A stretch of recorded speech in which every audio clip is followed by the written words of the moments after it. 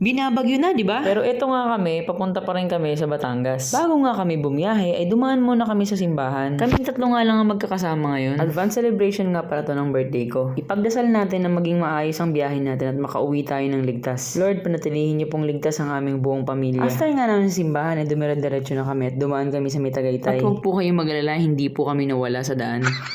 Around 5 AM nga kami umalis sa amin at sa daan pa nga lang ay talaga namang maulan na. Buti nga no nakarating kami sa Batangas ay parang naging okay na yung panahon. Ibang-iba nga yung panahon dito kaysa sa Cavite. Dito nga ay may araw na kasi sa Cavite nga ngayon halos wala nang tigil yung ulan. Nung nakarating nga kami sa Calatagan, Batangas at bumungad nga sa amin sa daan ay yung majestic rubber tree. Alam nyo sa personal na buhay napakaganda dito at sigurado akong maa-amaze ka. At eto na nga nakarating na kami sa Edna's Beach Campsite. Sobrang excited nga kami kasi sa nababasa kong mga review ay napakaganda nga dito sa lugar na to. Pinagmamalaki nga raw nila dito ang napakaganda nilang baybayin. Kaya we're so excited kung ano man ang magiging experience at memories namin dito sa lugar na to. Pagkarating mo nga sa campsite nila, kailangan dumaan ka muna sa information desk nila. Kailangan nating mag-register at mag-check-in. Dito rin ay magbabayad ka na ng full payment, bibigyan ka na ng wristband, at i-explain sa'yo ang mga do's and don'ts sa loob ng campsite. Totoo nga talagang maganda sa lugar na to. Sa buhangin pa nga lang nila at lugar ay napakalinis na. Pansin ko nga rin sa mga tao nila dito ay napaka-consistent nila pagdating sa kalinisan. Pati nga yung mga staff nila dito at mga worker ay napakabait. Sobra pa nilang mga matulungin. At eto nga, nag-set up na kami ng tent namin. Nung una nga ay nahirapan kami kung paano yung magiging setup namin dito. Ang suggestion nga sa amin ng staff nila dito ay dapat daw iharang namin yung sasakyan namin mismo dun sa beachfront. Kasi nga daw sobrang lakas ng hangin dito at ulan sa tuwing gabi. Pero naisip nga namin, syempre pumunta nga kami dito para makita namin mismo yung dagat. Kaya hindi namin sunod si kuya.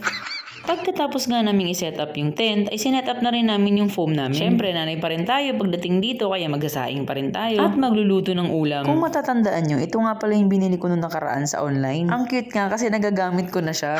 Habang nga nagluluto ako, ay si daddy naman ay pinapalobo na tong salbabida nila. Kayak nga pala ata to. Maya-maya nga, itong dalawang magkamukha ay nag-uusap na tungkol naman dito sa duyan nila. Hindi nga kasi sila magkasundo kung saan talaga ilalagay yung duyan na yan.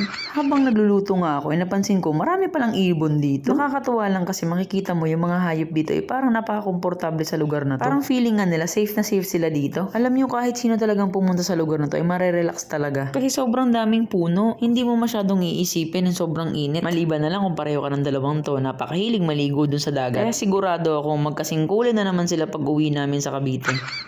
Ang gusto nga ni Arsen dyan, maligo na rin daw ang daddy niya. Syempre bago naligo yan, nilagyan nga muna natin yan ng sunscreen. Mahirap na, baka maging kulay uling yan. At ito na nga yung setup namin. Nasa ilalim kami ng malaking puno. Ang kagandahan nga dito ay malapit lang yung sasakyan mo mismo dun sa tent mo. Ang tawag nga sa ganitong setup ay car camping. Kung itatanong nyo nga kung magkano yung ginastos namin dito, inabot lang kami ng halos 1,250. Good for 24 hours na yon. Kasama na nga sa binayaran namin is yung car camping, yung ecological fee, and for tent pitching. At ito nga yung view namin. Okay, patalastas muna.